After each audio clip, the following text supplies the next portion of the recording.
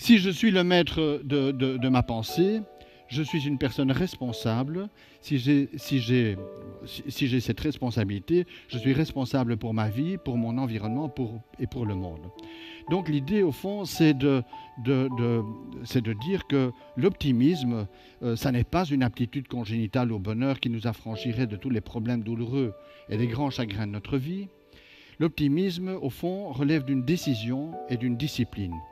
Et en fait, il constitue aussi le fondement de la responsabilité de chacun. C'est de dire que si nous voulons que le monde aille mieux, il va falloir que chacun s'y implique. Et je pense que c'est ça, fondamentalement, l'idée. L'optimisme, une philosophie de vie qui est bien trop souvent caricaturée. Le cynisme est plus cool, paraît-il.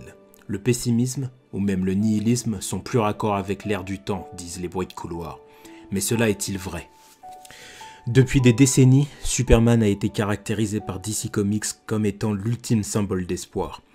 Leader d'opinion défendant sa philosophie pendant toute sa carrière, même lorsque l'adversité se fait grandissante, et visage d'une nouvelle chance quand il croyait avoir échoué dans sa mission. Et c'est bien pour cela que certains détracteurs ne souhaitent qu'une seule chose, le voir chuter. Certainement pour valider leur propre vision fragile de la vie. Mais avez-vous ne serait-ce que réfléchi aux valeurs qu'essaye de défendre ce personnage ?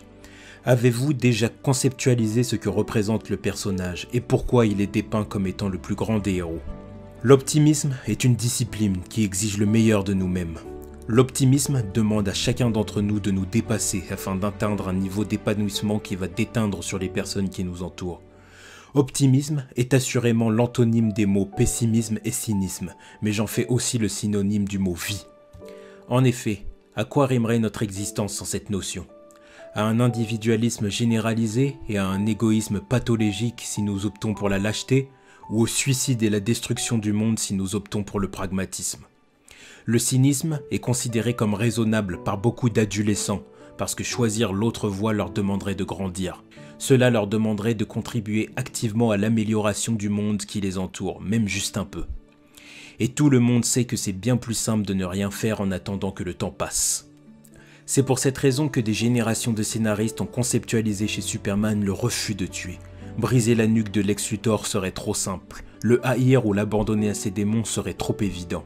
Le héros choisit donc de lui laisser la chance de s'élever au-delà de ses mauvais traits.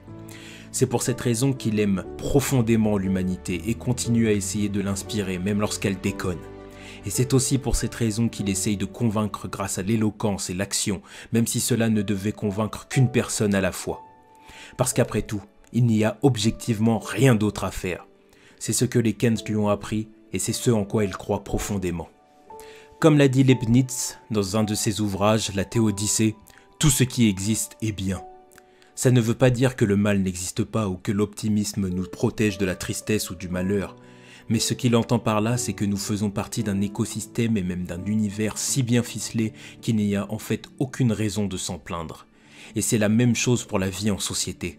Pour tous les mauvais côtés de l'humanité, combien pouvez-vous en citer de bons ? Et ces bons côtés sont manifestement assez purs pour que vous ayez envie de continuer à respirer. Héroïsme et optimisme sont deux concepts intimement liés pour des raisons qui sont donc évidentes. Le héros est celui qui croit en son combat et à l'amélioration du monde qui l'entoure. Il est celui qui arrive à vaincre ses peurs et ses doutes pour inspirer les autres. Être cynique, c'est être du côté des bad guys. Ces gars-là ont renoncé à toute notion de maturité pour répondre à des pulsions puériles échappant à tout cadre social. L'optimisme ne pourra jamais vous protéger du malheur, de la déception ou de la bassesse dont peuvent faire preuve certaines personnes, c'est vrai. Mais le cynisme non plus. Et peu importe laquelle des deux notions peut vous paraître la plus cool. Grandissez. L'optimisme est une philosophie qui requiert maturité, volonté d'agir sur le monde qui nous entoure et foi en les générations suivantes. Là où le cynisme ne peut être que vide de sens au mieux et mortifère au pire. L'optimisme, c'est agir, c'est croire en la vie, l'aimer, c'est accompagner l'humanité, se diriger vers demain. Et c'est ce que ce symbole signifie.